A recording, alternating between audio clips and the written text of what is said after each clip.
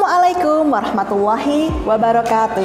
Halo anak-anakku semuanya, kembali lagi bertemu dengan Bu Ella di video pembelajaran ilmu pengetahuan sosial yang pastinya asyik dan menyenangkan. Iya, pada kali ini kita akan mempelajari bab baru yakni bab 4 dengan judul bab Kehidupan Masyarakat Indonesia pada Masa Praaksara, Hindu-Buddha, dan Islam. Dengan subbab materi baru yakni Kehidupan Masyarakat Indonesia pada Masa Praaksara.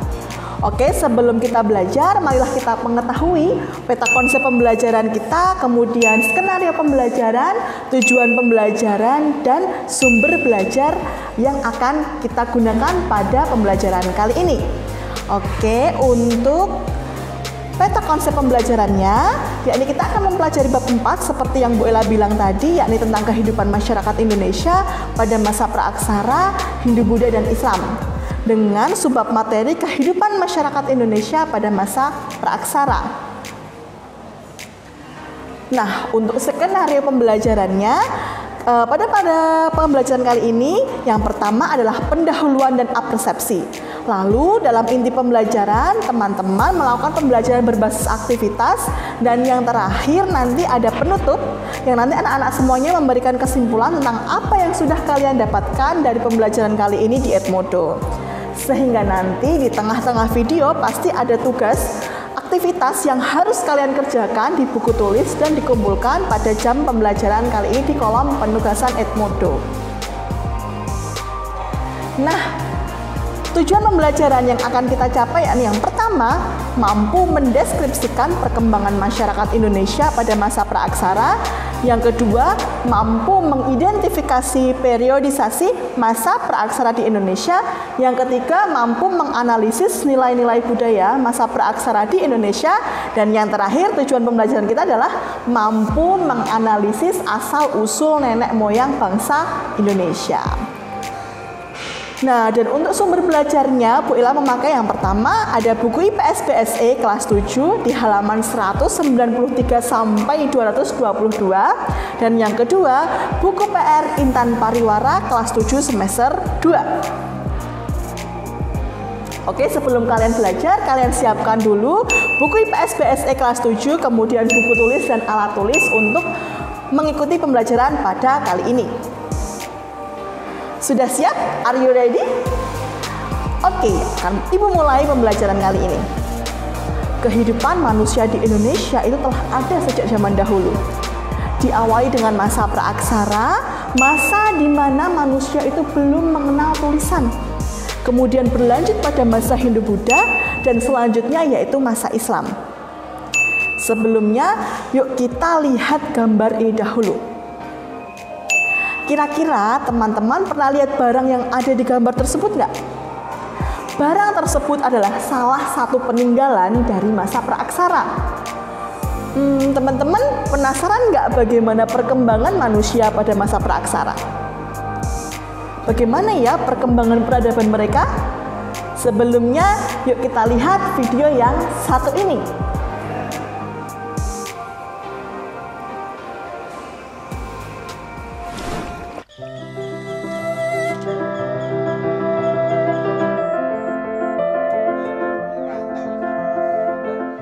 Sangiran, kawasan lembah luas di Sragen, Jawa Tengah, menyimpan harta karun tak terkira bagi ilmu pengetahuan.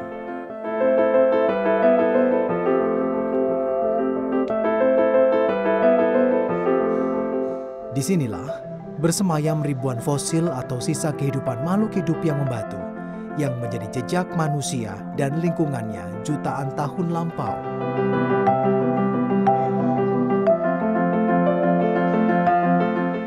Disinilah manusia modern menyibak misteri kehidupan nenek moyang dan peradaban yang dilaluinya.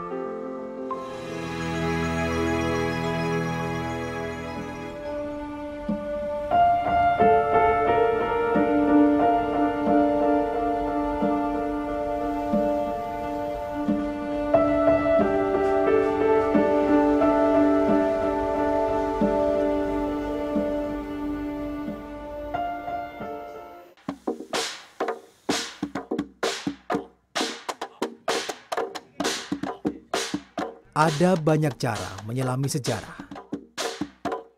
Ari Kuntoro mempunyai tarian untuk menyingkap lapis demi lapis rahasia manusia purba di lembah luas Sangiran, Sragen, Jawa Tengah. Butuh tata kostum dan gerak khusus untuk menyajikan tari kontemporer bertajuk Tari Purba ini. Tari Purba adalah tafsir tentang kehidupan manusia purba Sangiran jutaan tahun yang lalu. Tarian ini bercerita tentang kelompok manusia purba yang tengah berinteraksi, berburu, dan meramu hasil buruan.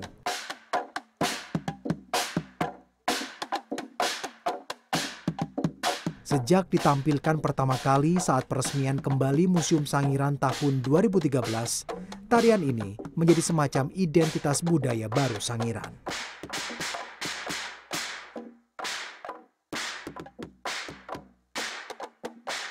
Setelah itu kita mencoba menafsirkan gerak. Untuk karya purba ini kita membuat konsep yang sederhana. Artinya adegan pertama itu manusia lahir. Manusia lahir pada zaman purba itu ya seperti itu prosesnya. Ketika itu semakin dewasa mereka mencari makanan sendiri, mencari minuman sendiri, kebutuhan sendiri, masih sendiri. Setelah ini mereka mulai menyadari bahwa perkembangan yang ada saat manusia purba dibutuhkan kerjasama. Akhirnya adegan ketiga kerjasama, berkelompok nomaden pindah ke sana mencari makanan, pindah ke sini mencari makanan, dan akhirnya ini menjadi sesuatu hal yang bagi mereka menguntungkan. Seluruh pemain kelompok tari pimpinan Ari Kuntoro ini adalah warga Sangiran, petani, pedagang, dan ibu rumah tangga. Mereka tidak memiliki pengalaman seni. Proses seleksinya dipilih oleh Institut Seni Indonesia ISI Surakarta sebagai inisiator. Butuh berbulan-bulan bagi para awam ini menguasai gerak dan musik tari purba dengan baik. Lagi pula, ini adalah seni kontemporer yang cenderung membebaskan pelakonnya bergerak sesuai karakter diri masing-masing. Untuk penari purba ini banyak yang nol, mereka dasarnya tidak mengenal seni sama sekali. Makanya ketika ada gerakan memanah atau menombak, mereka kaku. Nah, justru kekakuan ini bisa connect dengan waktu zaman purba. Jadi kita tidak bisa memaksa harus luas seperti penari. Justru kekakuan ini kita manfaatkan menjadi seperti manusia purba. Ini, dan kita tidak bisa ego harus seperti ini, tidak bisa. Mereka karena ini pembelajaran. Jadi penari kita kasih tafsir bahwa purba itu seperti ini. Contohnya memanah itu seperti ini, menombak seperti ini. Mereka sudah dewasa, ada tafsir sehingga mereka bergerak, oh purba seperti ini. Makanya karakter penari di sini berbeda-beda. Bagaimana teman-teman dengan video tadi?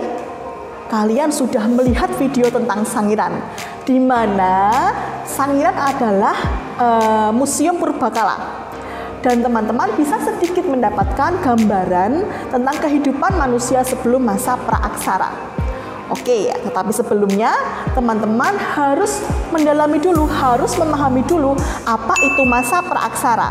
Oke, untuk soal yang pertama, yakni teman-teman coba cari tahu pengertian masa praaksara itu apa.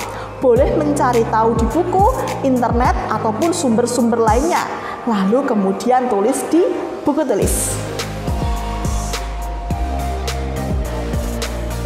Bagaimana teman-teman? Sudah mencari tahu pengertian masa praaksara? Bagaimana kesimpulannya?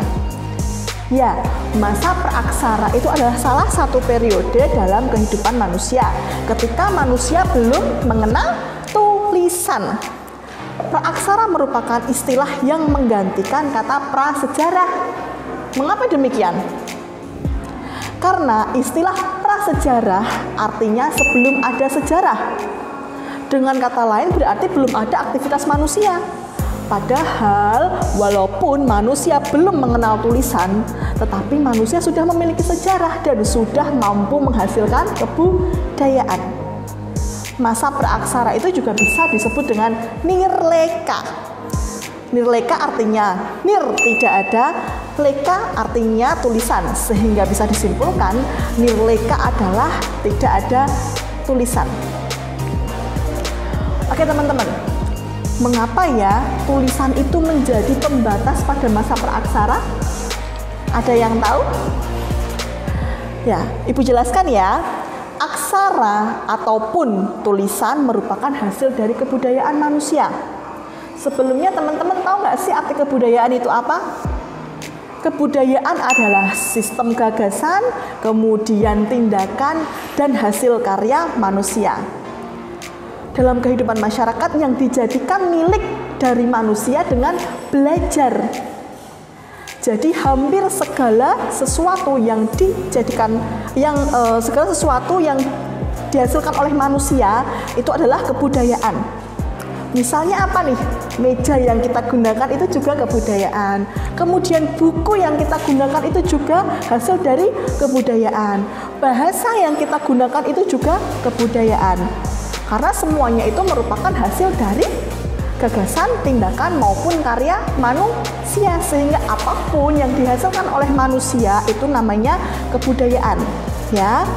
Dan tulisan itu juga menjadi hasil kebudayaan manusia. Mengapa? Karena kita nggak mungkin kan lahir langsung memahami tulisan, langsung bisa tahu arti tulisan itu apa. Enggak, itu adalah sesuatu yang dihasilkan dari belajar. Kayak gitu ya. Fungsi utama suatu aksara ataupun tulisan adalah untuk berkomunikasi dan membaca sesuatu. Kelompok manusia yang telah mengenal tulisan biasanya meninggalkan catatan tulisan kepada generasi berikutnya. Biasanya berbentuk apa? Catatannya biasanya berbentuk dengan prasasti dan naskah kuno. Dari catatan tersebut kita dapat mengetahui sejauh mana kehidupan orang-orang pada zaman dahulu. Dengan begitu, penemuan aksara ataupun tulisan itu menjadi faktor penting untuk mengetahui suatu peradaban manusia. Oke, kapan ya dimulainya masa praaksara dan kapan berakhirnya? Masa praaksara dimulai sejak manusia ada. Itulah titik dimulainya masa praaksara. Nah, berakhirnya kapan? Berakhirnya adalah setelah manusia mengenal tulisan. Dan waktu berakhir masa praaksara di tiap bangsa itu berbeda-beda. Di Indonesia misalnya ya, berakhirnya masa praaksara adalah sekitar pada abad 5 Masehi. Diketahui dari mana? Diketahui dari ditemukannya yupa atau batu tertulis peninggalan kerajaan Kutai di Kalimantan Timur. Lalu bagaimana ya kalau belum ada tulisan? Bagaimana mengetahui sejauh mana kehidupan manusianya? Nah, kita bisa mengetahui dengan benda-benda peninggalannya seperti artefak ataupun fosil. Nah, untuk soal yang kedua, kalian lihat 4 benda di bawah ini atau di samping ini ya. Yang A, fosil manusia purba. Yang B, prasasti. Yang C, alat-alat dari tulang. Dan yang D, naskah kuno. Kemudian dari 4 benda tersebut ya, golongkan ke dalam peninggalan masa praaksara atau bukan. Lalu berikan alasannya.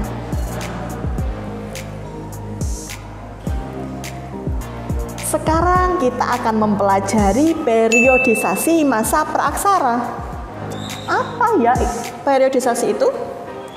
Periodisasi adalah pembabakan waktu. Dalam sejarah, periodisasi itu sangat penting untuk membedakan setiap periode ataupun masa. Periodisasi atau pembabakan dapat dilakukan secara geologis, arkeologis, dan perkembangan kehidupan manusia. Oke, yang pertama kita akan membahas tentang periodisasi secara geologis. Geologi itu apa ya? Geologi adalah ilmu yang mempelajari bumi secara keseluruhan. Nah, menurut ahli geologis, perkembangan bumi itu terbagi menjadi 4 periode. Yang pertama, ada zaman arkaikum ataupun arkeozoikum ataupun azoikum. Yang kedua, ada zaman paleozoikum. Dan yang ketiga, ada zaman mesozoikum. Dan yang keempat, ada zaman nesozoikum. Nah, penasaran kan dengan 4 masa tadi, 4 periode tadi pada periodisasi secara geologis? Nah, untuk soal yang ketiga, coba kalian buka buku IPS BSE halaman 199 sampai halaman 200. Lalu jelaskan bagaimana periodisasi secara geologis pada masing-masing zaman tersebut. Pasti kalian akan menemukan suatu fakta menarik pada bacaan tersebut. Oke, sekarang kita akan membahas periodisasi secara arkeologis. Periodisasi secara arkeologis itu pembabakan waktu yang didasarkan oleh hasil-hasil temuan benda peninggalan yang dihasilkan oleh manusia yang hidup pada masa praaksara. Jadi periodisasi arkeologis itu dibagi menjadi dua zaman, teman-teman. Ada zaman batu dan ada zaman logam. Nah, untuk zaman batu itu adalah zaman di mana sebagian perkakas penunjang kehidupan manusia itu terbuat dari batu, namanya aja zaman batu ya. Zaman batu itu dibagi menjadi 3 zaman, teman-teman. Ada Paleolitikum, Mesolitikum, dan Neolitikum. Oke, yang pertama kita akan mempelajari tentang Paleolitikum. Paleo itu artinya tua, dan litos itu artinya batu. Sehingga zaman Paleolitikum itu disebut zaman batu tua. Zaman batu tua ini diperkirakan ya berlangsung sekitar 600.000 tahun yang lalu. Kehidupan manusia pada zaman ini itu masih sangat sederhana dan kehidupannya itu nomaden atau berpindah-pindah. Ciri-ciri benda pada zaman ini itu alat-alat batunya itu masih dibuat secara kasar dan tidak diasah ataupun dihaluskan. Contohnya seperti kapak perimbas dan kapak genggam. Yang kedua kita akan mempelajari tentang Mesolitikum. Meso itu artinya tengah, litos itu artinya batu, sehingga zaman Mesolitikum itu artinya zaman batu tengah. Pada zaman ini itu manusia tuh sudah ada yang hidup menetap, sehingga kebudayaan yang menjadi ciri zaman ini adalah ada 2 ya, Keukenmodinger atau dapur sampah. Bagaimana ya dapur sampah itu ya? Nah, Keukenmodinger itu adalah dapur sampah yang isinya itu timbunan kulit kerang dan siput yang menggunung dan menjadi fosil. Ini itu hasil dari mereka makan ya, kemudian ditumpuklah itu timbunan kulit kerang dan siput sehingga menjadi fosil. Nah, kalau alat yang ditemukan itu adalah kapak genggam yang berbeda dengan kapak genggam pada masa Paleolitikum. Ciri zaman Mesolitikum yang kedua adalah Abruzos-Roch.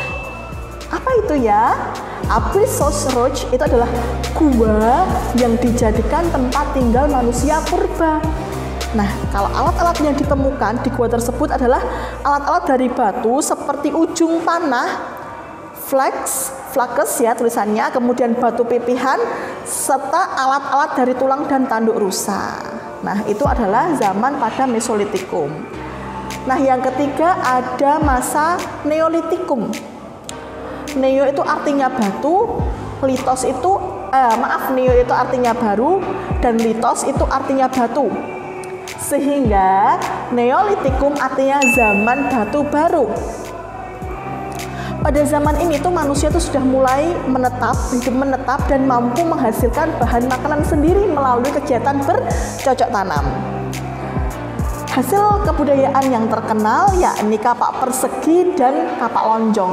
Selain kapak persegi dan kapak lonjong, pada zaman ini juga sudah terdapat barang-barang seperti perhiasan, gerabah, dan pakaian. Oke, mohon maaf, periode secara arkeologis itu ternyata ada 4 ya. Yang terakhir yaitu Megalitikum. Mega artinya besar, litos itu artinya batu. Sehingga zaman ini tuh disebut zaman batu yang besar. Atau hasil kebudayaannya berupa bangunan batu yang besar-besar. Nah, tradisi ini tuh erat kaitannya dengan kepercayaan yang berkembang pada saat itu, teman-teman. Apa ya tradisinya? Karena manusia itu sudah mulai mempercayai hal-hal gaib seperti pemujaan terhadap roh nenek moyang dan lain-lainnya. Nah, jenis bangunannya seperti menhir, dolmen, kubur peti batu, waruga, sarkofagus, punden, dan patung. Sehingga itu tuh jenis-jenis bangunannya itu sudah batu besar-besar gitu loh ya. Makanya disebut zaman batu besar. Nah, setelah dari zaman batu itu manusia masa praaksara itu masuk ke dalam zaman logam,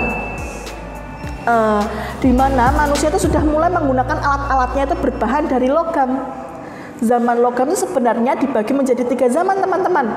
Ada zaman perunggu, zaman tembaga, dan zaman besi. Tapi di Indonesia ternyata hanya mengalami 2 zaman, yakni zaman perunggu dan zaman besi.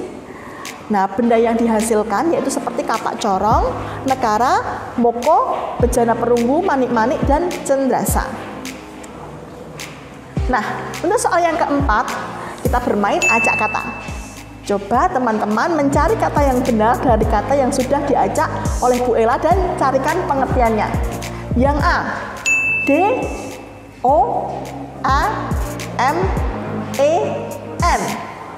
Susun katanya menjadi kata yang benar lalu cari artinya. Yang B, H, R, E, N, I, M. Susun lagi katanya dengan benar lalu carikan pengertiannya. Yang C, T, O, L, H, I, S. Susun katanya dengan benar lalu cari artinya.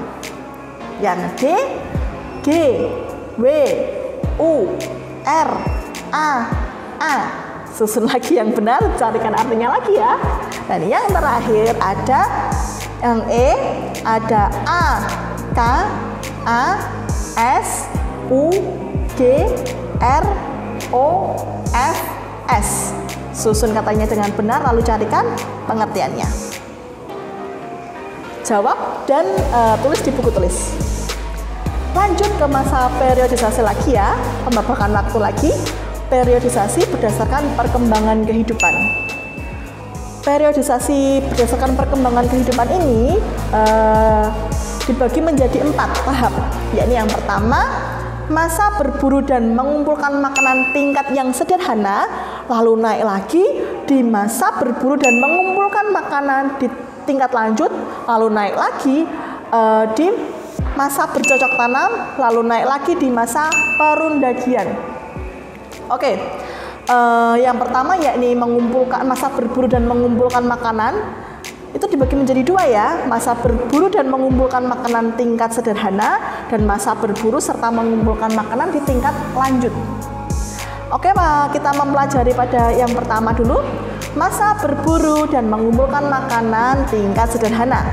Pada masa ini itu diperkirakan terjadi pada masa Paleolitikum. Hayo, artinya Paleolitikum apa? Coba dicari lagi ya kalau sudah lupa. Nah, kehidupan ekonominya bagaimana? Kehidupan ekonominya itu masih sangat bergantung dengan alam. Mereka mengumpulkan makanan seperti umbi-umbian, buah, serta daun-daunan. Mereka juga berburu hewan. Jika sumber daya makanan mereka sudah menipis, maka mereka akan berpindah tempat. Jadi mereka masih hidup nomaden atau berpindah tempat. Terus kemudian bagaimana kehidupan sosialnya ya? Karena mereka itu hidupan tidak menetap atau nomaden tadi. Mereka memilih tempat yang banyak sumber dayanya, seperti banyak binatangnya, bahan makanannya, banyak airnya. Tempat yang dipilih itu biasanya padang rumput yang banyak semak belukar atau di tepi pantai. Mereka juga hidup berkelompok yang tersusun dari keluarga-keluarga kecil. Dan anggota laki-lakinya itu biasanya melakukan perburuan dan yang perempuan biasanya mengumpulkan makanan. Terus kemudian kehidupan budayanya bagaimana ya? Kehidupan budayanya, manusia itu sudah mampu membuat alat-alat sederhana dari batu ataupun tulang ataupun kayu, tapi masih berbentuk kasar, masih belum dihaluskan. Itu adalah masa berburu dan mengumpulkan makanan dari tingkat sederhana. Sekarang kita lanjut kepada masa berburu dan mengumpulkan makanan tingkat lanjut. Masa ini diperkirakan pada masa Mesolitikum. Pada masa ini sudah mulai berkembang dari masa sebelumnya. Nah, manusia mulai hidup menetap walaupun hanya untuk sementara waktu dan mulai mengenal bercocok tanam secara sederhana. Kehidupan ekonominya, manusia kan sudah mengenal, pada masa ini sudah mengenal bercocok tanam dan sistem ladang berpindah dengan cara yang bagaimana? Dia menebang hutan, lalu membersihkan hutan dan menanaminya. Tetapi ketika dirasa sudah tidak subur lagi, mereka berpindah. Nah, selain itu pada masa itu mereka sudah mulai memelihara dengan cara mengembangbiakkan binatang. Terus kemudian kehidupan sosialnya bagaimana ya? Pada masa ini itu masih dipengaruhi oleh cara hidup sebelumnya. Mereka masih berkeluarga gitu ya, mengelompok dengan keluarga-keluarga kecil, tapi mereka mulai hidup menetap dan memilih gua sebagai tempat hidupnya. Kemudian kehidupan budayanya, mereka itu mulai menghasilkan lukisan-lukisan yang digambar di gua-gua tentang kehidupan mereka, serta alat-alat dari batu yang sudah lebih halus daripada sebelumnya. Nah, sekarang kita mempelajari masa bercocok tanam. Masa ini diperkirakan pada masa Neolitikum. Pada masa ini, peradaban manusia itu sudah cukup tinggi. Mereka sudah mampu mengolah alam dan hidup menetap. Nah, bagaimana kehidupan ekonominya?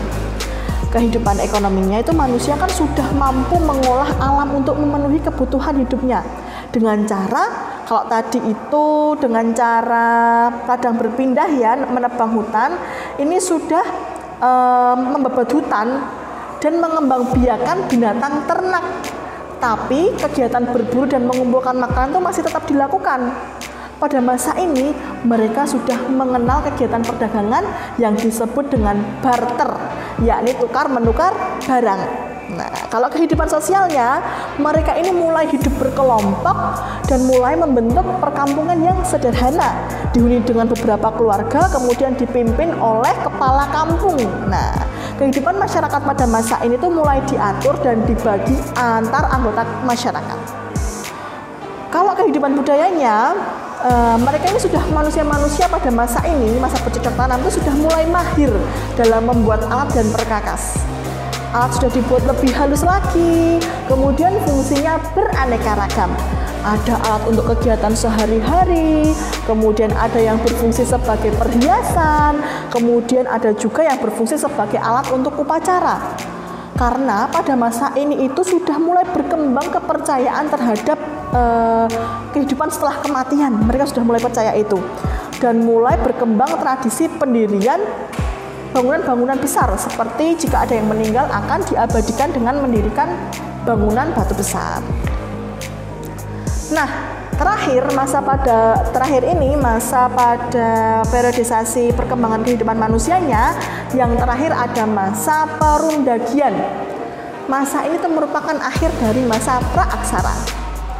Nah, sebelumnya perundagian itu apa ya Bu Ella? Undagi berasal dari bahasa Bali yang artinya seseorang atau sekelompok orang yang mahir ataupun mempunyai keterampilan ataupun mempunyai kepandaian pada jenis usaha tertentu. Masa ini diperkirakan pada masa saat zaman perunggu, sudah zaman logam. Nah, kehidupan manusianya bagaimana ya?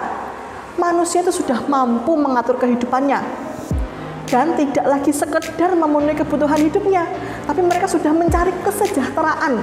Nah, sudah mulai meningkatkan untuk kesejahteraannya, tidak hanya sekedar memenuhi kebutuhan hidup seperti sekedar makan, enggak, tapi sudah mulai meningkatkan kesejahteraannya.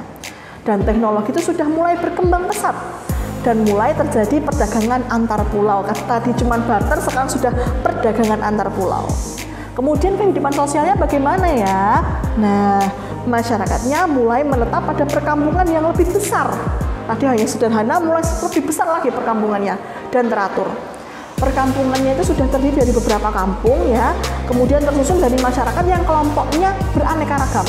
Ada kelompok petani, ada kelompok pedagang, ada kelompok undagi ataupun pengrajin.